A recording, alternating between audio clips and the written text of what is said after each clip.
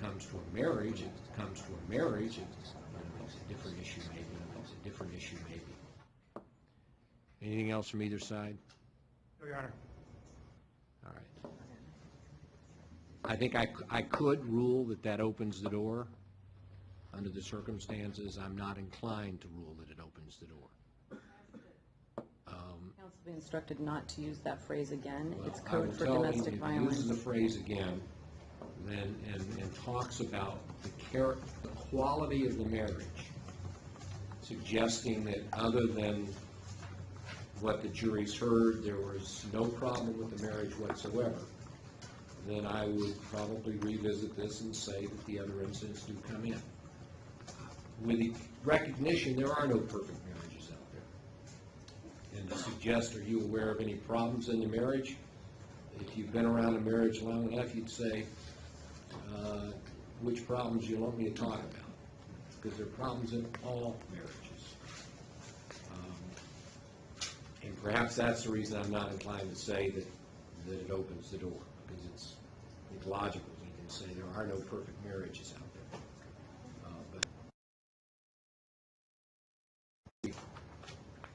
That from this point forward. Your Honor, I stand corrected, and I hear the court loud and clear. Thank you. Thank you. All right, bring the jury in.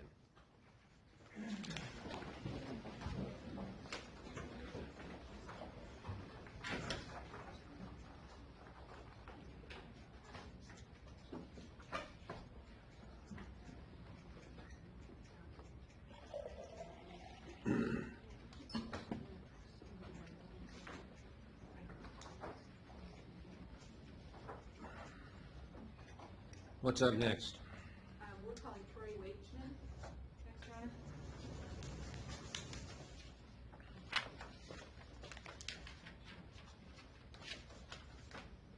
Just for the first information, we have 2 witnesses remaining. All right, counsel, could you ask her to hold back on, is she gone in there? Would you hold the jury for just a second? There's a paragraph in the trial memorandum talking about what Mr. Wageman would say. What is it that you're going to be offering? Well, I believe some of the stuff in the trial memorandum Has been curtailed. My understanding is. I know that, but what I want to know is what part of it do you intend to get into? I don't have that in front of me. I can tell you what I'm not going All to right, get into. let me tell you what Okay. your paragraph says. Fair enough.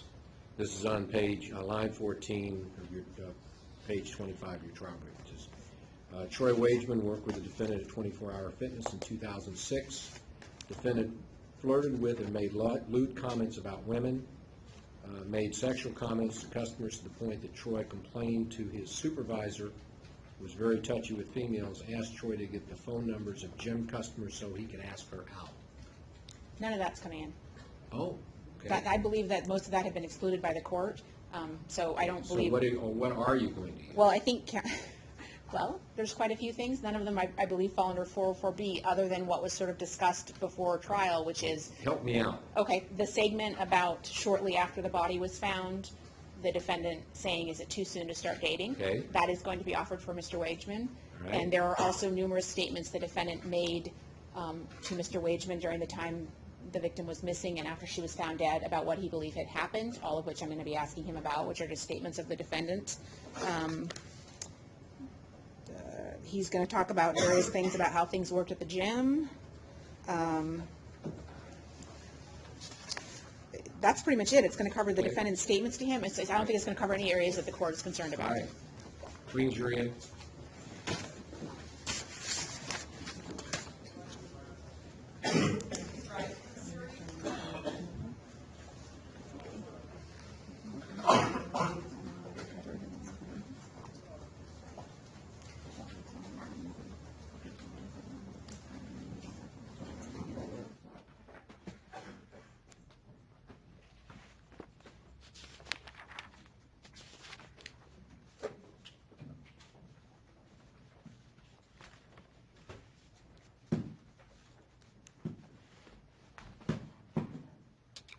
Please be seated.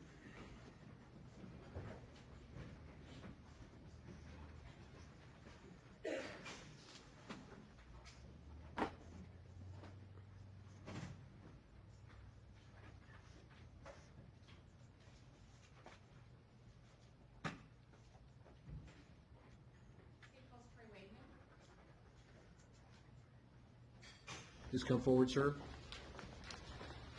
Raise your right hand. Do you swear or affirm your testimony in this matter will be the truth, the whole truth, and nothing but the truth? I do. Please have a seat.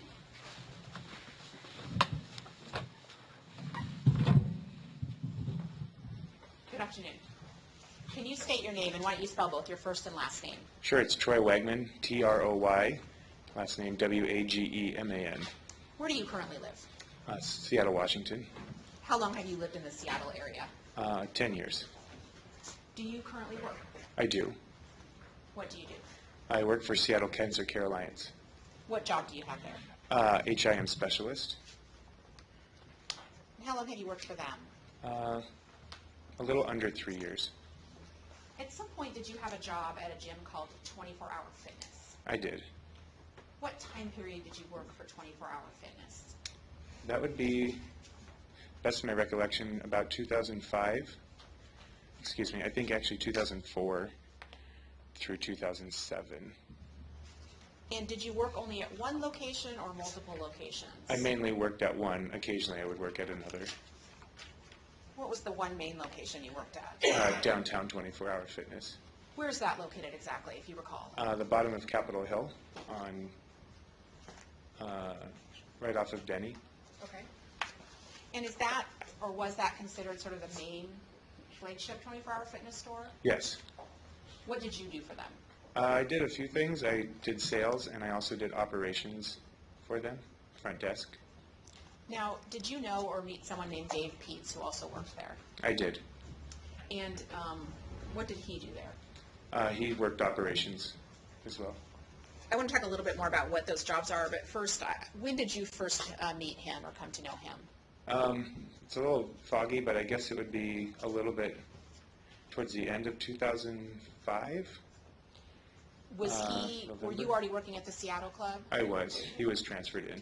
Okay, so he was transferred from another club to your club. I believe so, yes. And when you say end of 2005, late 2005? Yeah, probably. It's hard to remember. I'm sorry. I believe it was probably in November, maybe a little bit before. And tell me a little bit, you said he came as, what was his job when he came to the club? As far as I can remember, again, there was people switched around positions pretty often, so I think he came in as an assistant operations manager. What did that mean for the club? Like, what kinds of things did he do on a daily basis? Be managing personnel as far as the front desk. Money would be tracking the money throughout the day. Just day-to-day operations as far as the club's needs would go. Communicating with maintenance.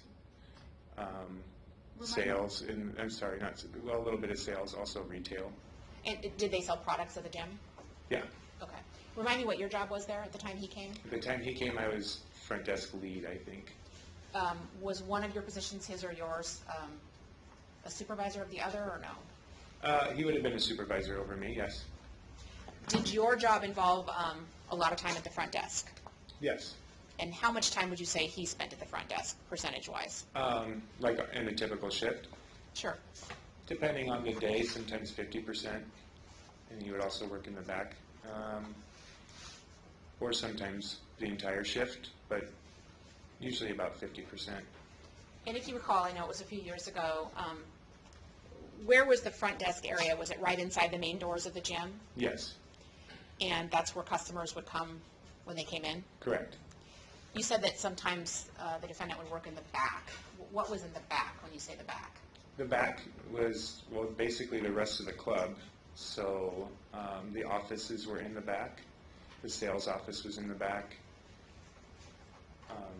We would also have to work downstairs with do checks of the bathroom and the pool, and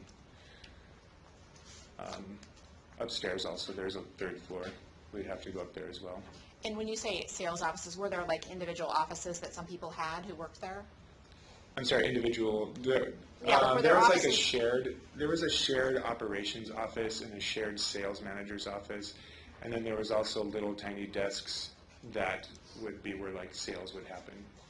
I want to ask you about a couple other locations at the gym. First of all, did that gym have a pool? It did. And where was the pool area in relation to the front desk, if you can describe? Sure, it would be downstairs. It would be down one floor. And would you take stairs or an elevator? You could do both. And how would you reach an employee if another employee wanted to reach an employee who was down by the pool? You would usually page them.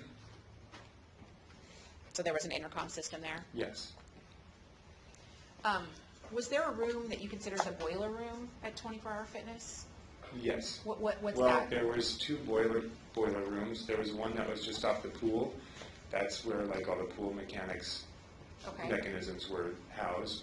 And then also on the main floor, there was what would be the actual boiler room. Okay. And that's where like storage of anything from like sales swag to old equipment would be stored. And so the one up on the main floor was the real boiler room? Yes. Were you aware, first of all, when you worked with the defendant, did you end up having a lot of contact with him on a daily basis? Yes. Were you aware when you began working with him that he was married? Yes. Did you ever meet his wife? I think I met her once or twice very quickly. And did you know what her name was? Is Nikki. And the occasions that you met her, would that be when she would be at the gym? Yeah, just swinging by. Did she ever call into the gym where you would take a phone call from her? Yes. How frequently would she call to the gym? I mean, maybe once a day at the most. Hard to remember, to be honest. And I'm assuming, was she calling to speak to her husband? Yes.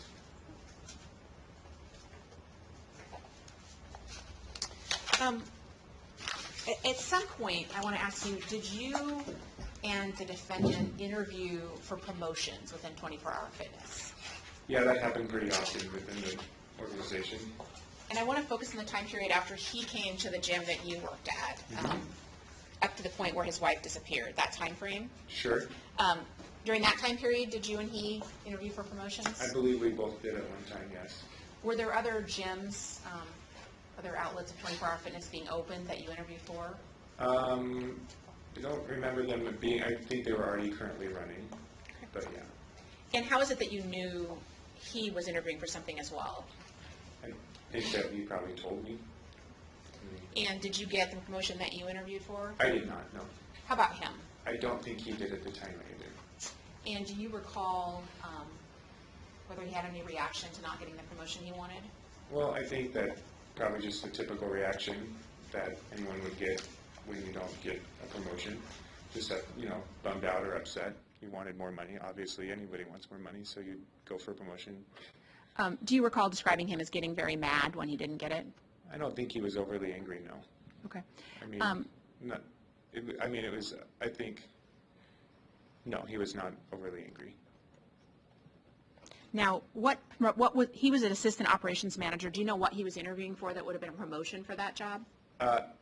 It probably would have been a club managing position. And that's a step up, I assume? Yes.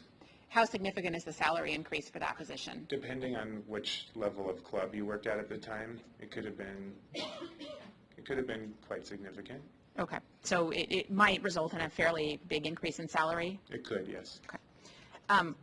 I'm assuming that you had some kind of conversation about him not getting a promotion for you to know how he reacted. Is that a correct assumption? Yeah. And do you have any idea where that was in relation to after he began working at the club and the other end where his wife disappeared? I'm sorry, I don't understand the question. How close in time was that to when he began working at the downtown club with you? To be honest, that's pretty muddled. It would be within a couple months, I think, but that time period's pretty muddled in my memory. Do you recall, was it before his wife disappeared that happened? It was. Now, at some point, and I've referenced this already, but at some point, did you become aware that his wife, Nicole, had gone missing? Yes. Do you recall how you learned about that? I believe it was when I came to work. When I came to work, I think she went missing on a Friday or a Saturday, I can't remember, but Okay. I do remember I don't actually remember if I was coming in for actual shift or just coming in to work out, but I know that I came in and I had heard the circumstance had happened. I'm going to show you a calendar of January 2006 that's been admitted as Exhibit 2. Does that Okay. help you at all on dates? Does it tell you at all when you might have first learned yourself that she had gone missing? It was towards the beginning, if I remember right. So maybe If I told you that it was actually more like the 27th, 28th, does that orient you at all? Yeah. For some reason, I thought it was at the beginning of January. I don't know why I did. I tell you what, let's not worry about dates. Okay. Do you know what day of the week? Did you come in the following work week and learn? Well, I knew she went missing before. I do remember she went missing before I actually worked. So I think what happened is I'd come into the club and that Saturday, I think it was, to just work out, to be there. And did you generally not work as an employee on Saturdays? It was pretty sporadic, you know, and to be honest, I very well could have worked that Saturday. I just don't remember. Okay, fair enough. Did you at some point have conversations with the defendant where he told you about what had happened or what he thought might have happened? Yes. And do you recall what he might have told you? He was concerned because she had gone missing, and I remember the car was also missing, their car. And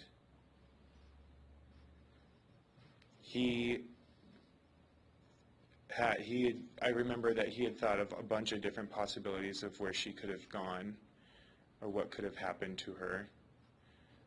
And then, you know, eventually, obviously the car and the body were found, but before that it was just a bunch of speculation and him kind of just, it's very hard to remember details. Sure. Exact details. I just remember I was with him a lot at the time because he was coming in trying to take his mind off things and actually trying to work.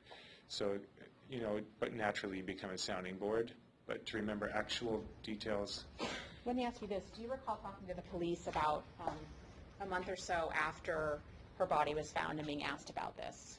Well, yes. Do you I think I was asked a few times by police. Okay. As far as the time distance between when the body was found. Okay. Do you think looking at a detective's report of what you said, it might refresh your memory, some Yes. specifics about what the defendant had told you? Because that would be what had happened. Would be more fresh.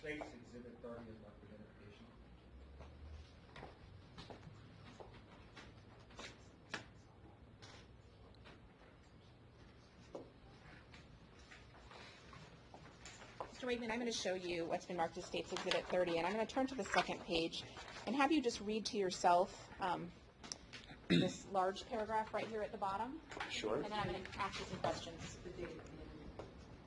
It's, I'm sorry, the entry is March 7th of 2006, Detective McNabb's follow-up. I'm sorry, this, starting here? Yes, why don't you just read that to yourself? Okay. He said that before Nikki's oh, I'm so sorry. Just to myself. Thank you, I got it. Thank you. You're not the only one who's made that mistake, don't worry. I apologize.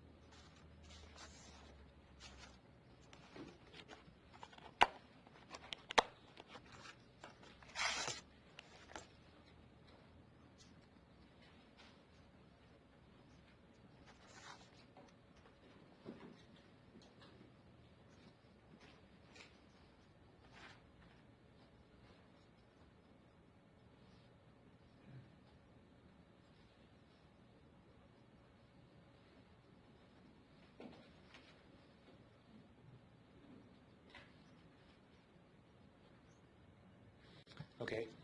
Let me ask you a few questions and let me know if you need Sure. to refer to it again. Sure. I first want to ask, did he talk to you about some pill bottles? Yes, I remember that now, obviously. It's okay. What did he say about that in relation to his wife? At this time, I found out that he was concerned about Nikki's drug usage, Okay. and that one of the things that he was very worried about when she had gone missing is that he was concerned that, because I believe she was supposed to have gone to an AA meeting or something that in that time period when she went missing, and he was also concerned about a prescription bottle that had been emptied and I don't remember if it was emptied or taken, that was prescription painkillers at the time. And So so- he was worried that she might have either used them or gotten mixed up with the wrong group of guys. Related to pills? Yeah. Okay. And did he talk to you at all about drug rehab or a drug clinic and what she might have done in that regard? He thought that maybe she had gone there, checked herself in. Did you have a conversation with him, or did you discuss his belief as far as whether he thought she was cheating on him? I believe at one time we did, and I think that, to the best of my recollection, he said that he did not think she was cheating on him. Now, this conversation or conversations you had where he would tell you what he thought might have happened to her, was this during the period between when she disappeared and before her body was found? Yes. Did you have the kind of relationship where he would generally open up to you, or was this unusual or different? Well, no, it wasn't unusual. We would talk a lot at work. After his wife went missing, was this the first time where he began to share a lot of personal stuff, like his concerns and fears about her? Well, I think by nature of explaining the situation, personal things would come up in conversation, of course. Did he ever mention to you at any point about whether he and his wife had argued or had a fight? I think, according to my statement, I said they got along, but I do remember him saying that they were arguing a little bit here and there, but it was not a big, I don't remember it being a huge fight, but I do remember him at one time saying that he was worried about a fight they had had. Details I don't remember. Worried in what regard? That she might be upset at him or acting out or And that's why she was missing? possibly. Did he ever talk about worries about a fight in the context of a police investigation? I'm sorry, could you repeat the question? Did he ever talk about his worries about a fight with her in regard to police investigation or what the police might think? There might have, boy.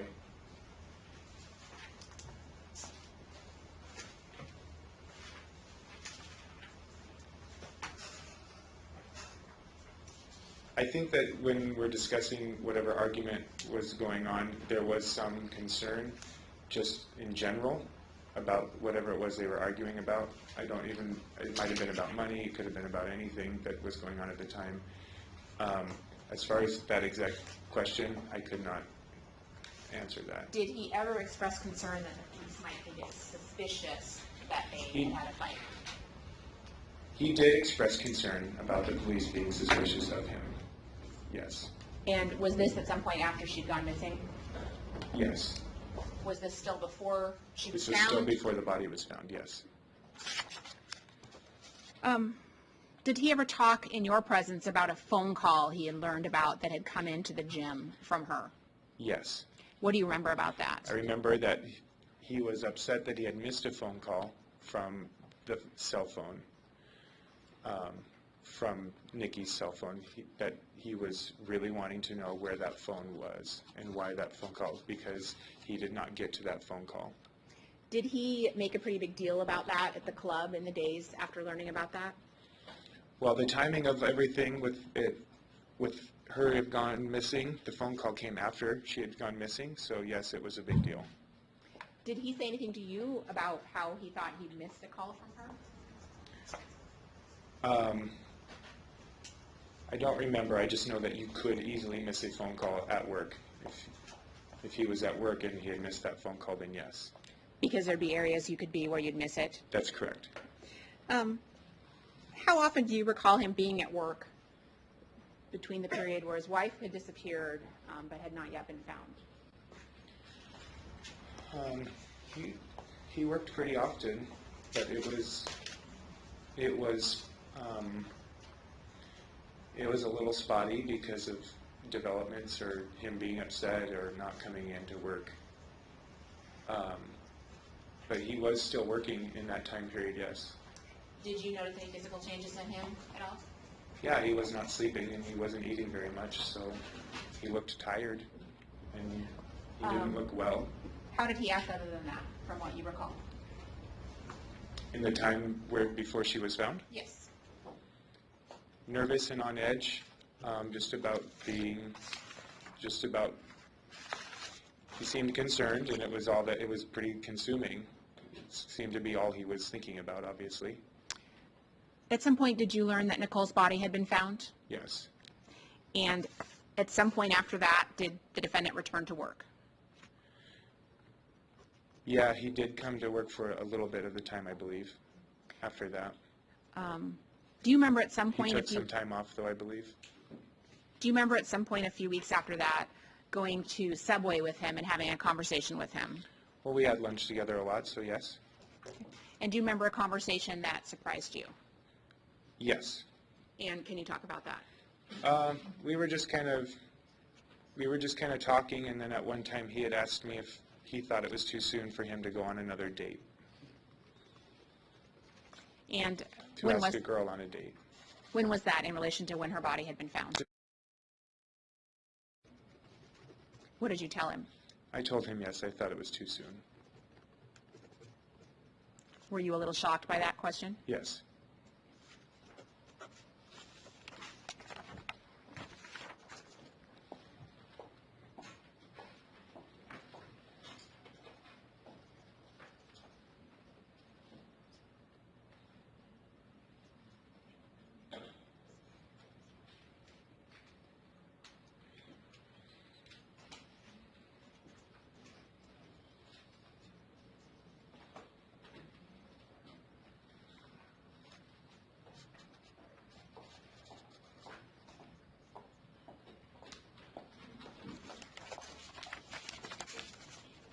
Just a few more questions. We're almost done. All right. Mr. Wegman, I asked you earlier about the fight and the defendant's concerns about that, and I want to ask you a few more questions about that. Can you not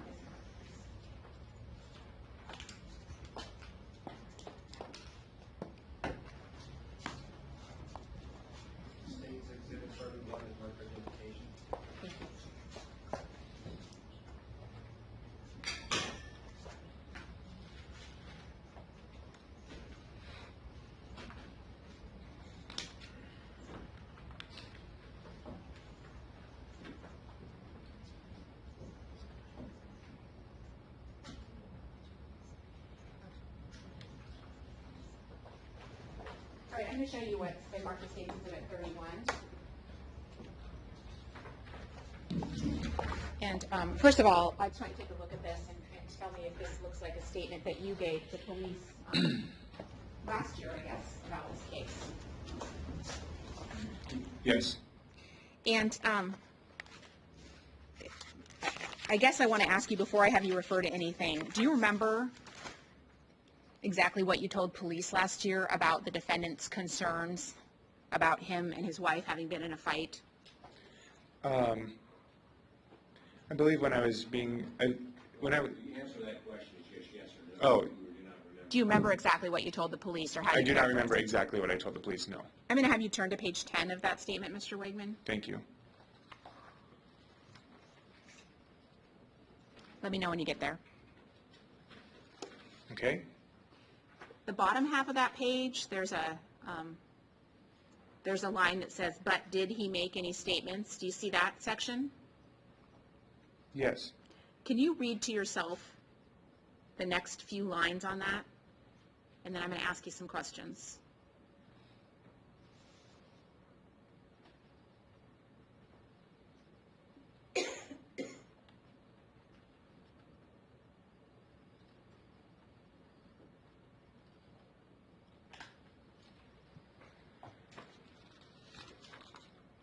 It's okay, just page 10. Oh, Did you all right. finish that? Yeah. Does that refresh your memory as to exactly what you told police about Yeah, the concern he expressed? Like I said, I remember there being some talk of a disagreement or a fight. And what did you say And about I the said defendant? I said, I can't remember, but it was he was mostly concerned about pills. Okay, I'm sorry, I might be looking at a different segment than you. Okay. I'm looking at the segment that starts, he said he was. Do you see that? He said he was really concerned. Right, and then what did you say after that? I said, that I don't recall what the fight was about. No, the next sentence after he Right. said he was really concerned. Right. Oh, he was. And he was very worried because they were in a fight. Okay. Yes. And that's what you told police, is that your memory? Yeah, that is my memory, yes. Okay. Couple other questions. Sure.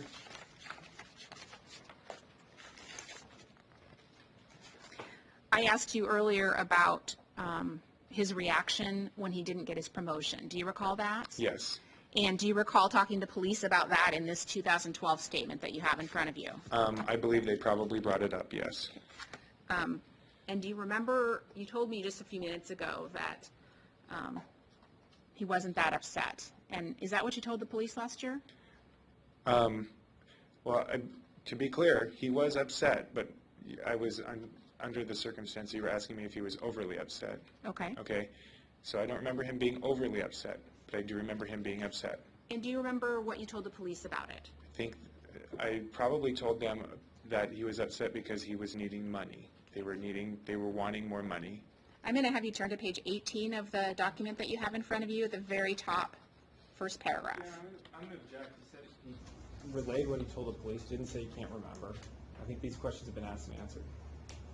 I'm going to ask if it refreshes his memory as to exactly what he said when he looks at May this. review it to refresh his memory. The top paragraph on page 18, Mr. Wakeman. Okay, thank you.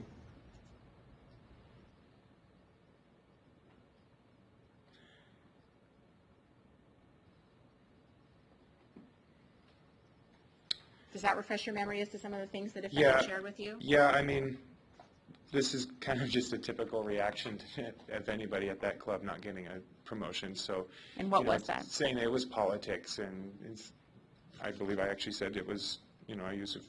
There's some curse words in here, but He was using curse words? well, yes, I do remember. I guess I do remember that he was upset, and I say in here that I remember him being really upset about that. But overly upset, I don't know if that's totally true. So I mean, So you didn't think it was overly upset when I he did not was... feel it was overly upset, but we were both upset. Okay, let me just finish my question. Sure. You didn't think he was overly upset when he was saying things like, this is bullshit, it's politics. Exactly. That's pretty much exactly what any one of us would have said. All right, I'm going to do one more set of questions here, and I think we'll be done. I talked to you earlier about his demeanor and how he was acting during this time period. And I want to talk a little bit more about that, because you indicated that he seemed very worried. Everything seemed like he was very concerned about his wife. That's correct. Is that what you told the police last year? I would hope so, yes. Well, I'm going to have you turn to page 5 and look Okay. at the first big paragraph.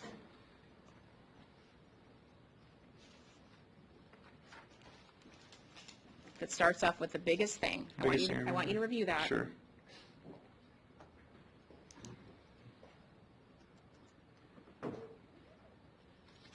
Well, in this statement, I said that the biggest thing he's looking for the car, and I said that he did not seem distraught.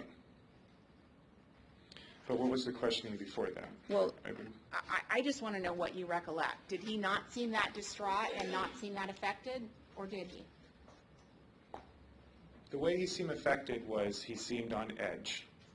He seemed concerned, but not overly distraught, no. But he was, so earlier, your question I was answering, I was conveying that it seemed like he was in his head a lot, and he was on edge. Okay. Is it, Concerned, yes, but not, I think that he could have been more concerned, yes. is it hard to answer these questions today in this courtroom with everybody here? Not so much hard, but it's hard to recollect everything, that is for sure. It's a very long time ago. Questions? Anything else? Thank you. I don't have any other questions right now. Council will probably have some questions for you. Thank you. Thank you, Your Honor.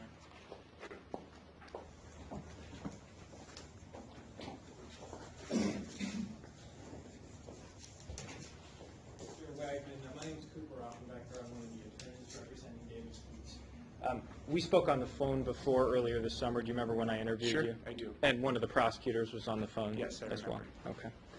Okay. Now, is it your recollection, based on what you're testifying today, that David Pietz actually came into work during the week that his wife was missing? To the best of my recollection, yes. Okay.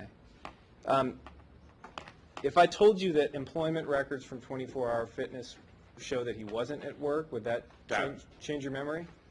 That would be whatever, because I remember showing employment records to sheriffs, and so again, it was so long ago. I believe in the statement I say, I cannot remember exactly, but I believe he did. But if you have statements, or if you have stuff from the time clocks that show that, then that's what it is. Okay. You would rely on the records from I would rely 24 Hour on, Fitness? I would rely on, yes, I would rely on the records. And if I told you that other witnesses said that he never went into I'm work? going to object to him testifying and offering facts not in evidence in his questions. You can certainly ask him if he thinks that the records are more accurate than his memory. I would agree to that. Okay. Mr. Wagman, you indicated that David, his duties would have him at the front desk about 50% of the time. Is that correct? Yes. Okay. And the rest of the time, he would have to go to other parts of the gym. That's correct. He'd have to go get supplements and stock the retail stock and so forth. That's correct. Okay. And he'd have to take money back to the office. Yep. All of those various tasks would take him away from the front desk. Yes. And likewise, checking the pool and checking the upstairs and so forth. Is Yes, that right? That's correct. At 24 Hour Fitness, the employees wore name tags, correct? Yes. And do you remember whether you would have a certain number of inventory of name tags? Well, I was always losing mine, so I had a lot of them. But Okay. yeah, you could get as many. I mean, you always had to wear a name tag, and so there was a lot in the back. So if you left your name tag at home, you could go get another one. You for could the get back. one or make one, or you could even wear somebody else's. It didn't really matter. You just had to have that brand on your shirt. Even if it had somebody else's name on it? Yes. All right. Now, the 24-Hour Fitness phone system had caller ID, correct? I believe so, yes. And you're familiar with answering the phone at the front desk. Yes. So if you answered the phone, the main line at the front desk of 24 Hour Fitness, you would be able to see a readout as to who was calling. Now, I don't remember if you could see the actual name or if you could just recognize, or if it definitely was a phone number for sure. Whether or not it had a name, I don't remember if it did or not. But you could recognize phone numbers, absolutely. All right. And employees at 24 Hour Fitness used the landline phone system to communicate inside the gym as well, correct? Yes. So if someone was in the back office, let's say David Pietz was in the back office, and he picked up a landline to call the front reception area, he would be able to do that on the landline. Yes, and at which point it would say sales office or manager's office. That's when it would say where the phone call was coming from. But an outside number would be just usually the phone number. And it would say that on the phone readout. That's correct. And that's typically how employees would communicate inside the gym. Yes. It would be unusual for an employee to use a cell phone to call Be pretty the unusual. gym if the employee was actually in the gym, correct? Yes, that would be unusual. Because the cell service was pretty spotty at the gym. Depending on who your carrier was, it was little to non-existent. But there were, like for example, I had T-Mobile, I had Nodes, I had very little service unless it was in a certain place in the club. But some other carriers did have some service downstairs. I want to ask you about the procedure for answering calls and paging and so forth. If a call came in to the front desk, the receptionist would pick up the phone, correct? Correct. And if the receptionist asked for an employee that wasn't at the front desk at that particular time, then you would put the caller on hold. If the caller asked for an employee, Yeah. yes, you would put the caller on hold. Put the caller on hold and would you press a button on the phone to do that? It was somewhere on the console, yes. Okay. And then you would press another button and page through the same Yeah, you have, handset. I believe with that system, you had to like hit pound and a few digits, and then the paging system, and then you could speak over the system. And there were a number of areas of the gym where one could not hear pages over the intercom system. Yeah, you could always hear that something was being said, but you couldn't, if you were in certain areas, you could not always make it out. You could hear noise. That's about it. Some of those areas were the boiler room, Correct. the group exercise room, Correct. the maintenance office upstairs. The maintenance office was downstairs, Okay. but yes. Any other places where you couldn't hear pages? The pool room, Could not hear pages. in could the not pool room. hear, you could hear that something was being paged, but it was not discernible. I don't remember if you could or couldn't in the locker room or not, to be honest. I think you could, but barely. That would be about it. And taking messages at the front desk for other employees, wasn't that kind of a hit or miss? Well, yeah, it was kind of hit or miss. Sometimes, I mean, if someone would leave a message, then we would do our best to get it to them. Sometimes we'd lose a call, but for the most part, we wrote it down on one of those typical you missed a call pads and put it in a little box. Okay.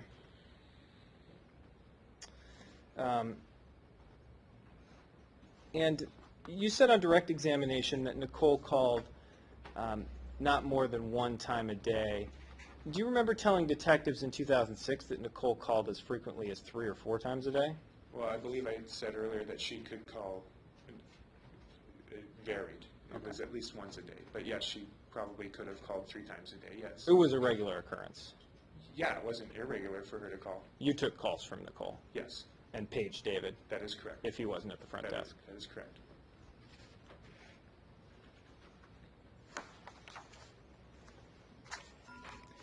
You've seen David drive a VW Jetta before, haven't you? I mean, yes, he had a Jetta You'd seen him actually I'd seen drive him it drive it, yes. in front of the gym. in front or in the parking garage. He'd park it. I would obviously never see him drive it there.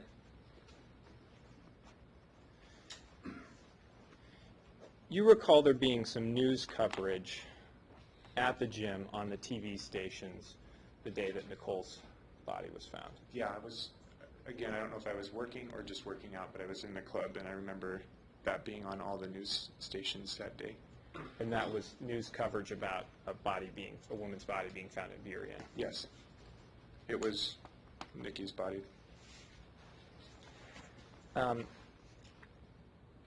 Now, you testified on direct examination that